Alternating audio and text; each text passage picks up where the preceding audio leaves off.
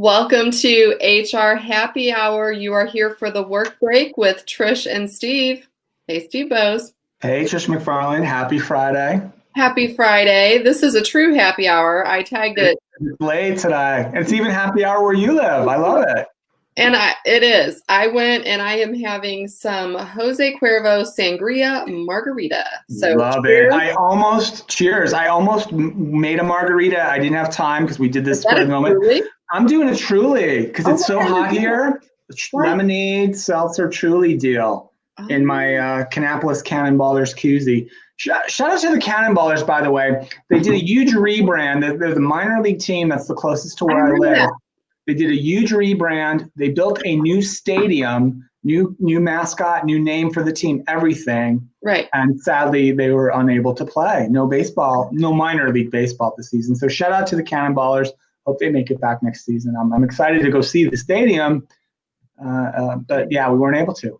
Bummer. I know. It's like every day you think of those little things, right, that you could be doing. And yeah, it's really challenging. I'm getting tired of being home and trying to find things to do. I actually can report that I played Candyland with my teenage daughter this week. Love it.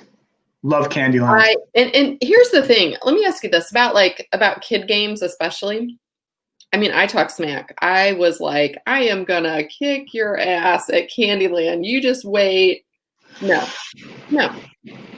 I got beat. I got beat at Candyland. I cannot play Candyland. Yeah. So speaking of games like that, I'll just tease it and hopefully we'll be able to show it on a later show. There's a game I know you enjoy. Don't guess at it. Don't do anything. But I found something super interesting. I'm going to send to you. I'm going to acquire this and send to you soon. Okay. And when it arrives there, you have to do a remote show with this object. So let's leave it at that. Oh, it's an object. I thought you were going to say my favorite game. I probably have said too much already. So let's just move on. Just a little tease, just a little bit of a tease. Speaking of kids things though, there's a kids kind of theme, I thought, because we didn't get to it the other day, and I know you want to talk about. We didn't. We've been talking about books lately, and so I want to give a shout out to a book that I love, and I stumbled across this. Actually, it was packed away in my pantry of all places because I like to keep it close. That's where I keep all my books too. This is the most impactful book of my life. Susan in the Driver's Seat. Susan in the Driver's Seat. Okay. Did you read Little Golden Books when you were a kid? Golden Books were a thing, absolutely. But I'm not familiar with that title. I'm not familiar with that one. So I have a ton. I saved all of my Golden Books, and then I've got all my kids' Golden Books, and everything else I think I've given to libraries or donated at garage sales or whatever. But this one is actually really important. Number one, my mom got this for me, and it's dated 1973. Okay. I would have been young. 2.5 when it came out, something like that. And anyway, it's all about this. They get this little red car. The quick summary, down and dirty summary. They get this red car, and the brother Robbie does not want Susan in the driver's seat. He wants to drive the car because boys drive cars. Girls don't drive cars. Boys drive cars. That is so Robbie. That is so Robbie. It's so Robbie. But then, Mother hears this, and Mother decides she's going to take the children to meet all these great women. There's a woman pilot and a police officer. Let me go this way. Okay. And a veterinarian. Anyway, so the story goes that the mom takes both children to go and meet all of these great women who are doing wonderful jobs. So Robbie's in the mix while we're learning about how women can do anything they want to do as well. Okay. Robbie is learning that girls can be in the driver's seat. And so by the end, I'm going to spoiler here for everybody. By the end, Robbie not only gives up the driver's seat to Susan, but he willingly does, right? He's happy about it. He's aligned. He's happy about it. He's learned. And I don't think, by the way, Trish, that's a great story, and I'm glad that was available in 1973. And I'm also thinking you also don't need to give a disclaimer of spoiler alert for a children's book that is at least 35 years old, or so. That's okay too. Like if you haven't gotten around to Susan Drives the Car, or what it was called, that's on you. That's your fault. So I know. So I'm going to spoil. Speaking of spoilers, Trish, I'm going to spoil a children's book for everyone. And this is something that's been bothering me a little bit for 17, 18 years. Like most parents, right? I'm sure you did tons of this too, Trish, with your kids. The children's, the bedtime story thing. Reading the kids bedtime story. Read tons of books. Read so. I mean, it's a great thing to do. I loved doing it. I have no complaints about it at all. Right. At one point, when my son was very, very young, someone had gifted him the Curious George, the original book. Oh, yes. The original Okay. Curious George book. The original Curious George book was written like in the 30s, the late 30s, right? Okay. And so all I knew about it was Curious George, right? The fun-loving monkey getting in a little bit of trouble, a little mischievous, right? I was familiar. Everybody knows Curious George. So, but I've got the original, like the original text, not the original book, but whatever, it's a reprint, right? Okay. It's the first Curious George story. So I started reading it, opened it up, crack the book, started reading it to him. About 4 pages into it, I'm thinking, this is awful. This is the worst book I've ever read. I can't believe it was written. Because here's what happens in the original Curious George book, Trish. Okay. The man with the yellow hat, Mm-hmm. remember him? Big, sort of white guy, rich guy, Yes. goes to Africa for whatever reason. I don't even really know why he was going there. Goes to Africa, that is in the book. Okay. He spots Curious George, a monkey living his life, carefree, happy. No. The man with the yellow hat decides, you know what? I'm going to take Curious George back to America and bring him to a zoo. He just decides it. He kidnaps him. Decides it. Absolutely lures him in with that stupid yellow hat. He puts the yellow hat out as a kind of a trap. Curious Oh. George, because he's curious, right? Decides, what's going on with this yellow hat? He goes into it. The man grabs him, stuffs him in a sack, brings him back on the boat, takes him back to America. Curious George is miserable, spends the rest of the book trying to escape. He does manage to escape a couple of times. They catch him. He gets off the boat. They catch him. They lock him up. The police go out. He gets to New York. He escapes again. The man with the yellow hat gets his police cronies to come and get him and bring him. It's awful. And I'm not even giving it justice of how terrible this book is. Like just how awful the symbolism, the story, just all the connotations to things, back in, in the 1700s about going to Africa and just taking whatever we wanted and, white men bringing it back. Okay. I didn't even, I was not even. Awful. Don't read that book. Don't buy it for anybody. Don't ever buy the original Curious George book for any little kid that you know. Don't. It's awful. That's my rant. Wow. I stopped reading it. My son was like 18 months old, didn't know anything. I actually couldn't finish it. It was so bad.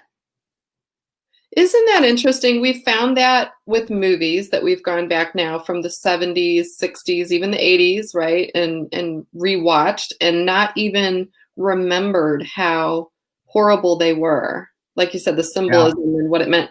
Who would have thought that something like Curious George, if you had asked me 5 minutes ago, I would have said it's fine. Why? Yeah, because over the years they've done different things with that character and the stories, and I'm sure whatever's modern about Curious George is not like that at all. But it's the original story is absolutely awful, terrible, and I was shocked. I was so shocked back in the day. So your children's book story was happy and life affirming. Mine was grim and miserable, but that fits kind of, I think. That feels like the show every day. You're always kind of. That's a public service. Don't read Curious George to your kid. That's what, though? It's interesting that you had that kind of story ready because, again, we don't talk about this stuff, and it's like, hey, look what I've got. I've been waiting to tell that story for a long time. You know what? There's probably a lot of others. This happens to be my favorite, so it is a positive one. But when you think about, I guess the bigger message there for both of our stories is that whatever the political times are, whatever uprisings are going on, whatever things people are fighting for, it makes its way into our children's literature, and it does it in a very almost disguised way, right? So this book is pure feminism. I mean, this is like I mean, I think you got to be careful about some of that stuff. Yeah, I think you do, and maybe we're not thinking about that. It's a really interesting way to sneak messages to kids as well. And I think too, even when they get a little bit bigger, when you start thinking about maybe 2nd, 3rd, 4th graders where they can read on their own, and you're not reading every book to them to sort of see what's going into their little brains. I think there's lots of things, lots of grown-up topics that can get kind of disguised in children's books. So. Yeah. I just have one last quick thing before we wrap, Trish, for me anyway. I caught a little grief. I don't want to go into the details about it, about something I said on the show the other day. So I want to say, just for the record, I am wearing a 25-year-old T-shirt that I acquired in Saudi Arabia. The shirt says Anchor Social Sevens 1995. It's from a rugby tournament that I played in Jeddah, Saudi Arabia in 1995, where it was very hot. And yes, I have cut the sleeves off this shirt as well. That's my statement. I don't really even want to take questions about it. Thank you. I do have one. Did you win? I don't know. Probably not. Yeah, that's the worst story. At least make it up. Really? No, we didn't win. I don't think we won. We were competitive. I don't want to. The rugby club, Riyadh Rugby Club, had a kind of storied history back in the day, and checkered history as well. But I was proud to be a member of the Riyadh Rugby Club for a couple of years back in the day. Wow. All right. Well, before we wrap, after your interesting story about your shirt, I do have a serious question. And I had mentioned the other day that I got contacts, which I do still have, which are not in my eyes, which I don't know how well it shows up on here, but my eyes are so irritated. No way to say it. Yeah. Day one went great, in, out, all good. Day 2, I didn't think about it. I took a Zyrtec D yesterday, which dries you up. It dries your eyes out, which meant my contact stuck to my eyeballs. Do you have any drops to drop in there to kind of? Oh, I was putting full on solution bottle like in my eye until 1 a.m. Could not get them out.